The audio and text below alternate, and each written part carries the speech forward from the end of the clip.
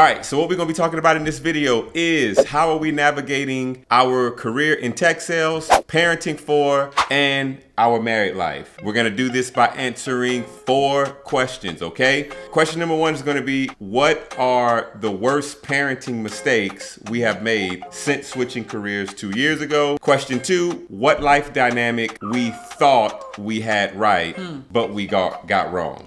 Okay. Question 3 is, how would we describe our marriage?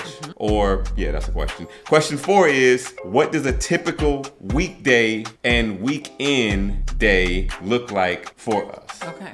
All right. Let's dig in. So, question 1, what are the worst parenting mistakes we have made since switching careers 2 years ago? In more context, children ages are 1, about to be 3, 6, and 9. So, I mean, where do we start? I think parenting is, one of those things that takes a lot of practice. When your babies are born, they don't come with a manual. So everything is like on the job training. But the one thing I would say, just learning to balance.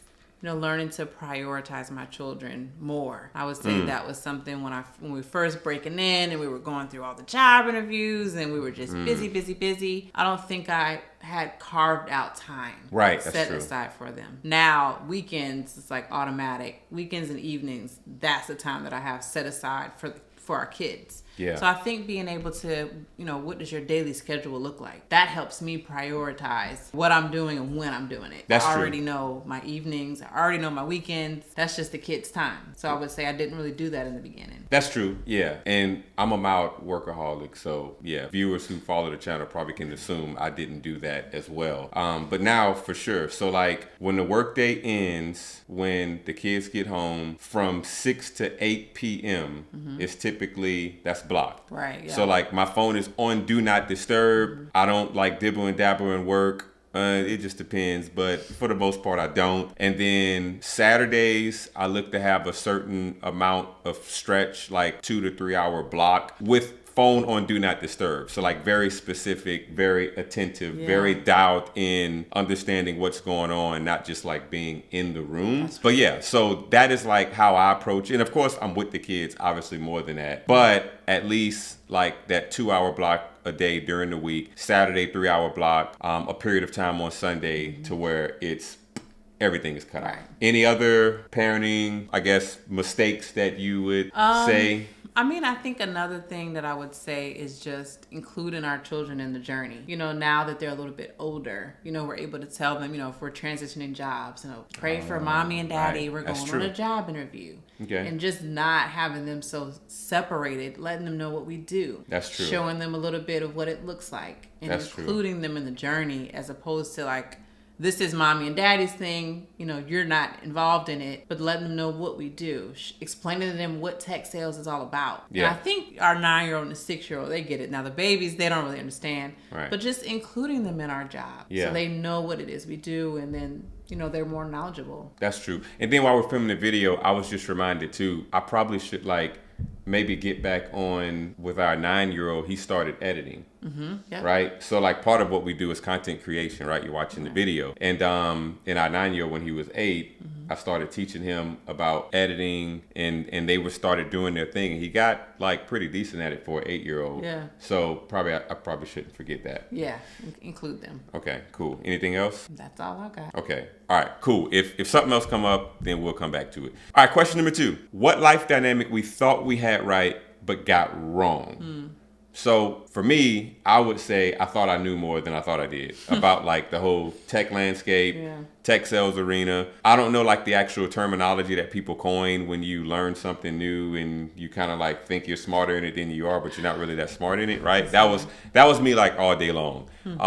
And so yeah, so I feel like a life dynamic with that was I thought that the career trajectory was going to be like more up, and I thought that I was going to be like rolling in the dough sooner from the tech sales side to the content creation side. And I feel like I wasn't as wise and smart in financial decisions earlier on, because I was making financial decisions based on like this projected trajectory, right? Good. And but then I realized like, oh, okay, as I got in, I was like, oh, this is like, you got to like navigate this. This is like a lot of work. This is like a learning curve. But then that coincided with the content creation side, because we want to document like the authenticity of our journey. Like, yeah, we want to make money and partner with people and do all this stuff, but ultimately, like, we want to be impactful to you.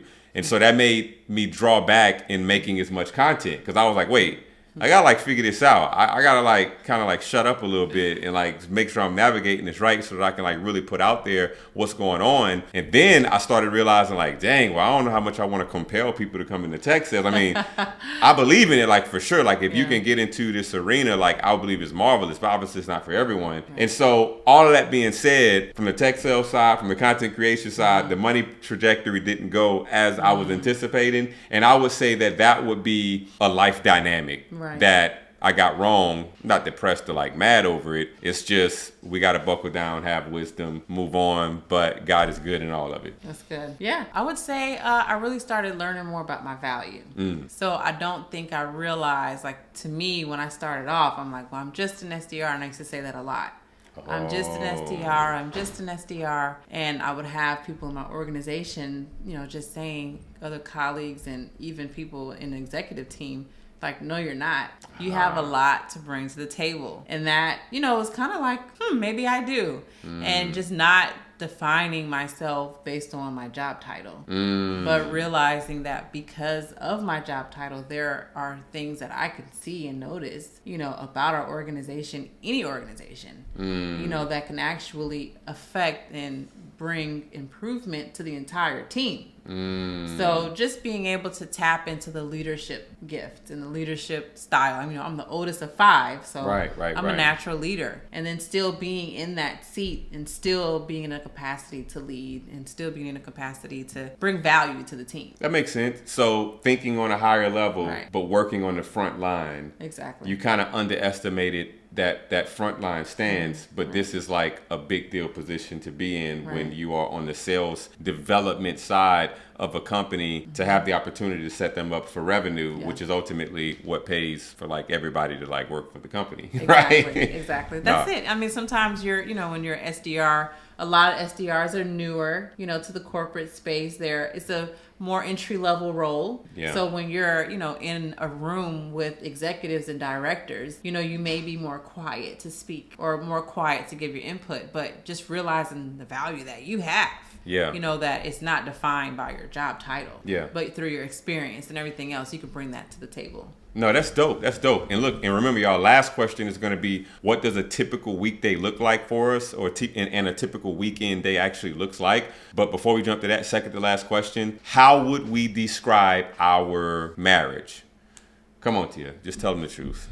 Well, I would say it's wonderful. I think that I'm not just saying that, it really is like, I married my best friend. And I think that's, what makes it so enjoyable. Of course, every marriage has its ups and downs. I'm not about to, paint a false perception. But what I like is, because we're friends, we're able to talk through those differences, talk through our challenges. Like, okay, let's sit down, let's talk about this, let's address it, and let's move on. Okay, so you would describe the marriage as wonderful and as a friendship.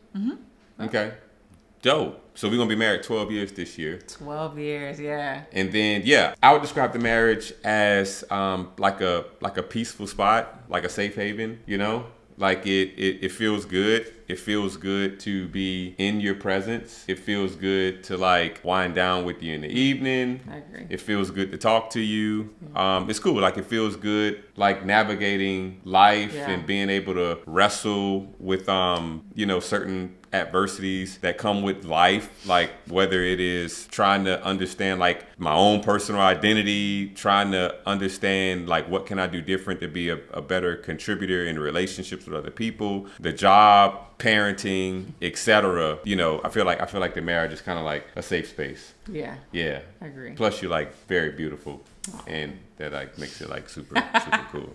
Now look, y'all probably like waiting like, oh, what's the negative and stuff like that. And I feel like we should try to like tap into that, because I don't want to make it seem like we're just like painting this image, because that's not like really what I'm trying to like give off. So let's name something negative to you, like, or just something that is not fairy tale like. Right. All right. So I feel like in the last 4 months or so, I feel like I have been growing to be more appreciative of you, which made me realize that I was not as appreciative in demonstrating that. Okay. In which, I mean, we can go into like the theory of like, oh, well, I can be appreciative and not demonstrate. I mean, can you or can you not? Like, out of the abundance of the heart, the mouth speaks, or whatever. I mean, I don't know.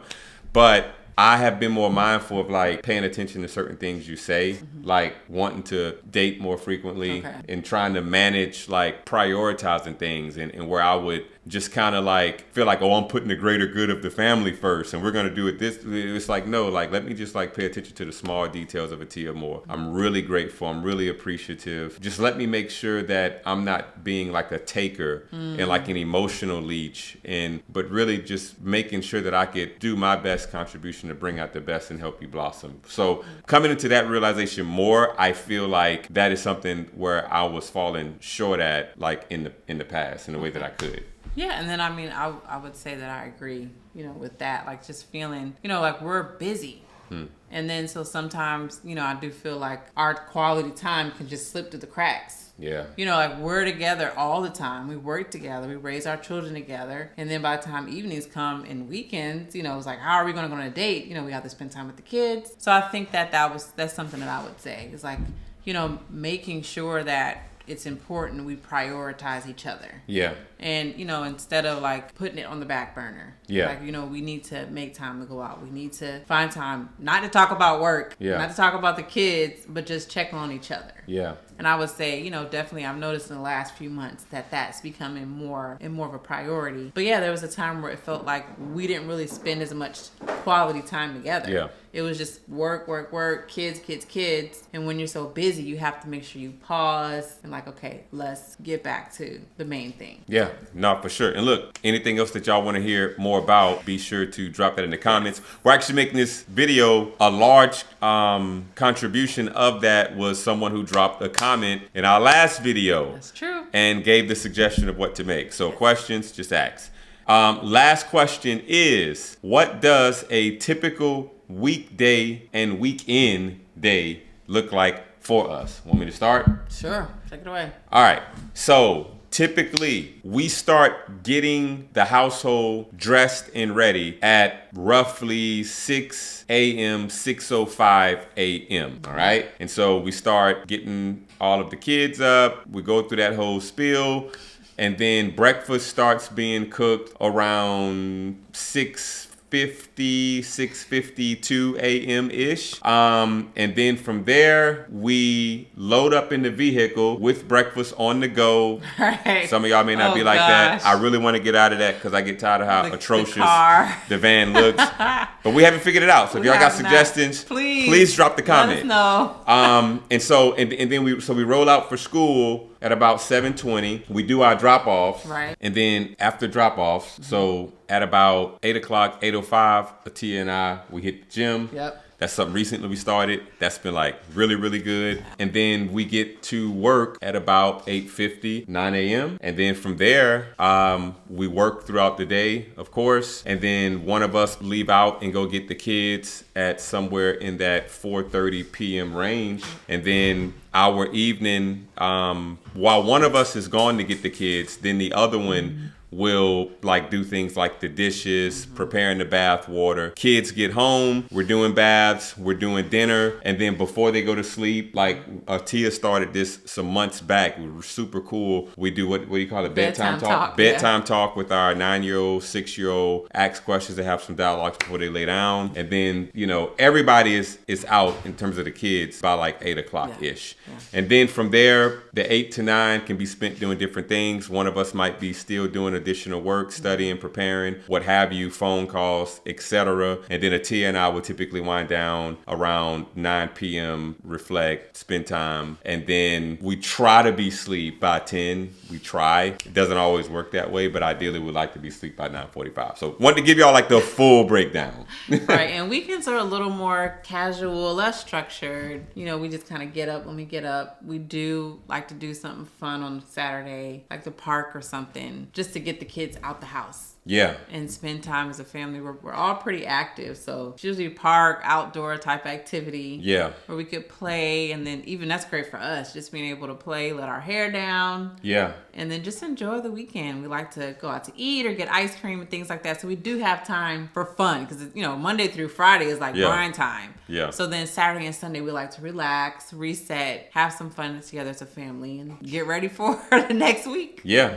And if Atia and I typically like a date night for us is Friday night. Friday, yeah. Right? In case y'all wondering. Saturdays, we do breakfast together. Yeah. We do breakfast together like every morning. But like we sit down and eat Saturday morning. That's Sunday like that's like the first thing we do. And then Sunday as well. Yeah.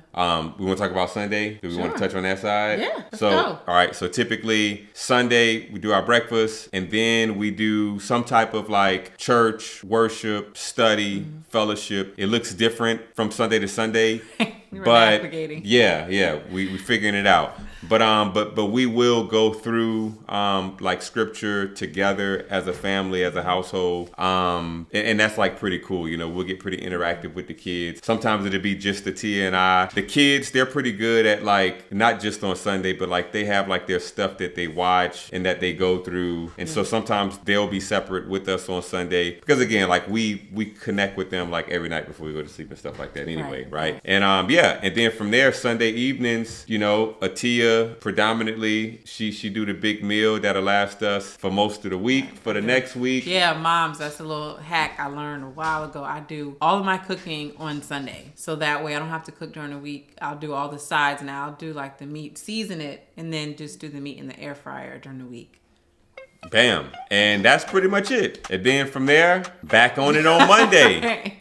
Starts all over again. Yeah. So hope this was helpful, insightful. Any feedback, any questions, anything you want to know more about. And not only is dropping a comment an option in terms of feedback and questions and things like that, go to thewarthens.com. Click the Zoom icon. More than willing to jump on a Zoom call, chat with you. And then if you're navigating the next career season, we partner with a number of different platforms that you can find different resources. Some paid opportunities, some free. But again, questions, just reach out. We'll see y'all on the next video.